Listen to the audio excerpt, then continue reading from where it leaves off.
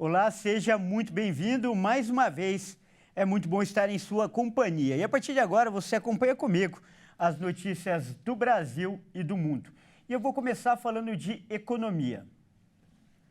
Olha só, o desemprego no Brasil aumentou 8,8% no primeiro trimestre, o equivalente a 9 milhões e 400 mil pessoas desocupadas. A alta foi puxada pelo desempenho negativo do mercado de trabalho em 15 estados e também no Distrito Federal. A taxa de desemprego no país chegou a 8,8% no primeiro trimestre de 2023, uma alta de 0,9 ponto percentual quando comparado com o período anterior, do último trimestre de 2022.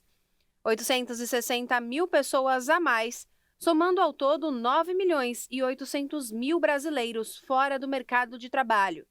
Essa alta é justificada historicamente pelo desligamento de muitos trabalhadores contratados para empregos temporários, principalmente nos meses de dezembro e janeiro.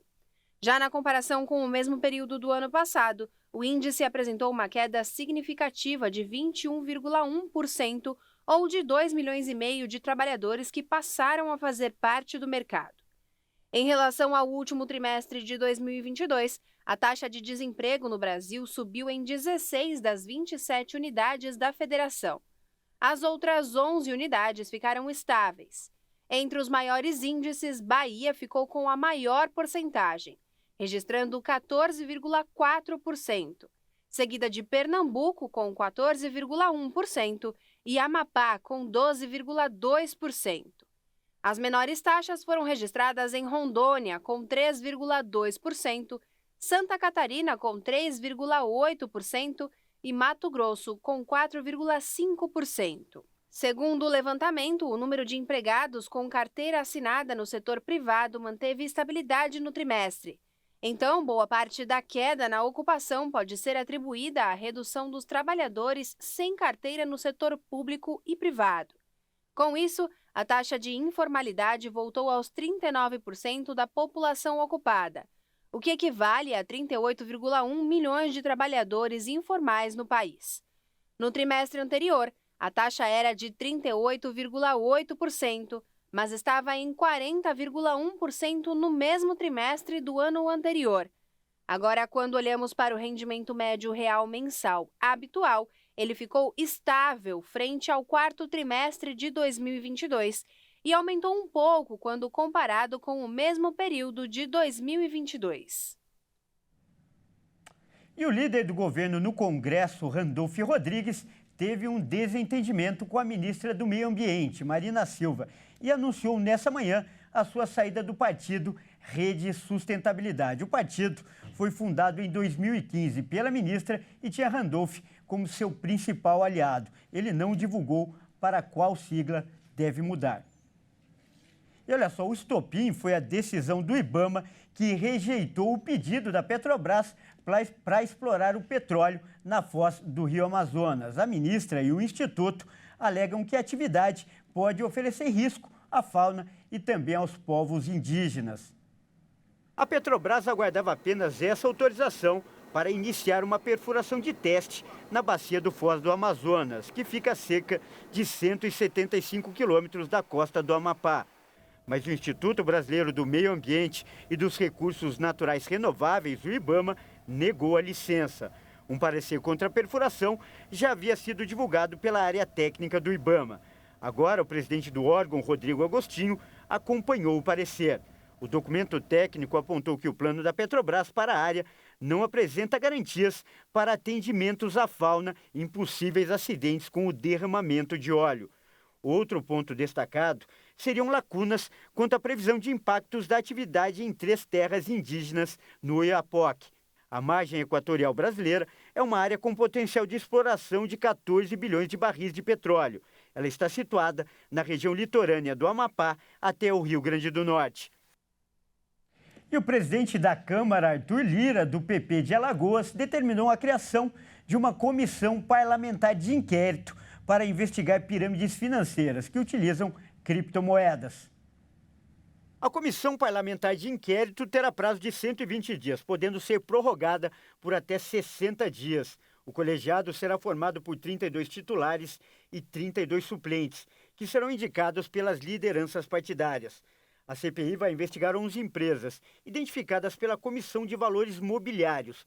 Elas teriam realizado operações fraudulentas com o uso de criptomoedas. Essas empresas são acusadas de utilizar de divulgação e informações falsas sobre projetos e promessa de rentabilidade alta ou garantia, para atrair as vítimas e sustentar um esquema de pirâmide financeira. A data de instalação da CPI ainda não foi definida. Eu trago agora os destaques internacionais. O governador do estado americano de Montana assinou uma lei que proíbe a utilização e também o download do TikTok. A medida vai ser um teste para o banimento nacional do aplicativo. Montana se tornou na noite de quarta-feira o primeiro estado americano a banir o TikTok, por meio de uma lei que vai entrar em vigor no ano que vem, à medida em que aumenta o debate sobre o impacto e a segurança do popular aplicativo de vídeos. A proibição se converteu em lei com a assinatura do governador Greg Gianforte e vai servir como um teste legal para um banimento nacional da plataforma chinesa, que congressistas em Washington pedem cada vez mais. O banimento torna uma violação cada vez que o usuário acessar o TikTok for oferecida a ele a possibilidade de acessar ou de fazer o download do aplicativo. Cada violação vai ser punida com uma multa diária de $10.000. Apple e Google vão ter que retirar o TikTok das lojas de aplicativos.